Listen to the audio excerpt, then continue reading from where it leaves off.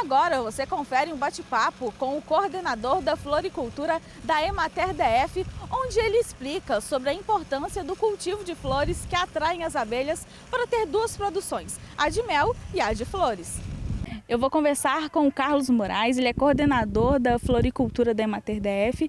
Nós vamos conversar um pouco sobre o mercado, né, de como que funciona o mercado, qual que é a demanda, como que é para o produtor rural também. Bom, Ludmila, a cadeia de floricultura no Distrito Federal representa o segundo maior mercado consumidor do país. Aliás, Brasília tem o maior consumo per capita de flores, né? O consumo nacional é em torno de R$ 26 por pessoa. Em Brasília, esse consumo é de R$ 43 reais. O volume de produtores que a gente tem no Distrito Federal ainda é pequeno. A grande parte das plantas comercializadas em Brasília vem de São Paulo. Os nossos produtores conseguem abastecer em torno de 10% desse mercado.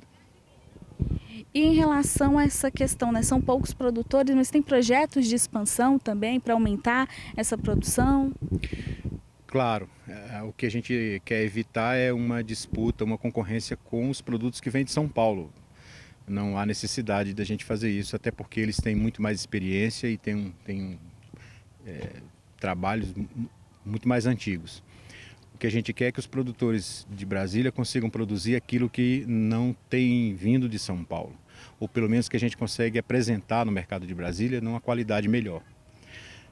E a exemplo disso a gente tem aqui as hortênsias, que é um exemplo disso, as helicones que estão no circuito ao lado compondo o jardim de mel e uma série de outras plantas adaptadas às nossas condições. Falando sobre jardins de mel, é o tema, né, da apresentação de vocês. Por que desse tema? Um jardim é muito mais do que um espaço para ser apenas apreciado pela beleza das flores. Muitas flores são comestíveis, muitas flores são medicinais. E a relação das flores e as abelhas é uma relação milenar.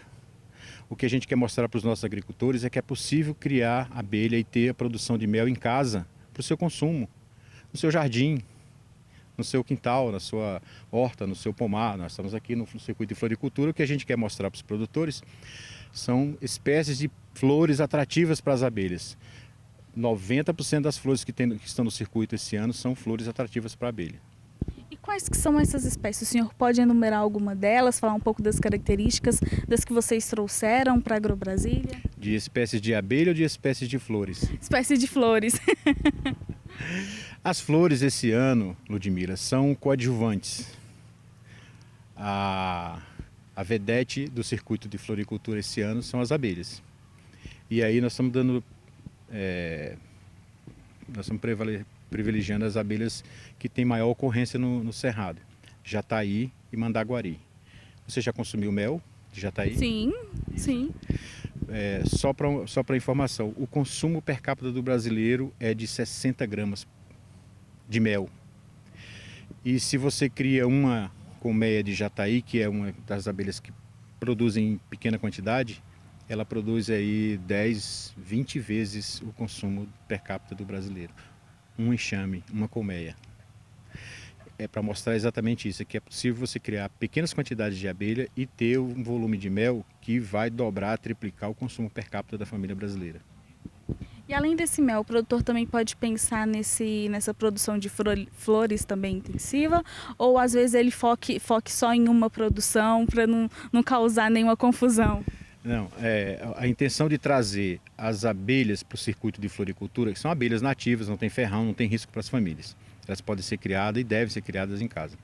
Mas a intenção de trazer essas abelhas para o circuito de floricultura é para fazer essa ligação tanto com o público consumidor de plantas ornamentais quanto o público consumidor de mel. Nós temos produtores trabalhando com espécies de abelhas na produção desse mel especial, desse mel gourmet, e ao mesmo tempo produzindo as mudas das espécies atrativas para essas abelhas, para ser comercializada para o jardim da cidade. As pessoas na cidade, por incrível que pareça, tem muito mais gente na cidade criando abelha do que na área rural. E essas pessoas da cidade precisam das flores para compor seus jardins. São 2 janelas de comercialização que nós estamos abrindo para esses dois públicos. Para o público que produz planta, nós estamos abrindo uma janela para vender planta para os criadores de abelha. Para os criadores de abelha, nós estamos abrindo uma janela para comercialização de plantas atrativas para a abelha. Aqui você perguntou, nós temos zinnias, as helicônias, os gerânios, os amarilis. Nós temos pimentas cultivadas em vaso, para que você possa levar para casa e servir como alimento, que é uma pimenta comestível, mas ela oferece néctar e pólen para as abelhas. Então, no seu jardim você pode ter essas espécies de planta, né? Suas pimentas, seus manjericões, seus alecrins, suas ervas medicinais condimentares no jardim que tem essa dupla aptidão, seja para o seu consumo, seja para o uso das abelhas. Seria então essa produção circular, né? Em que um depende do outro também. A gente chama de jardim sustentável. É um jardim que tem múltiplas funções, múltiplas funcionalidades, vamos dizer assim, né? Ele vai produzir alimento, mas ele vai produzir beleza, ele vai produzir ali medicamento, condimento.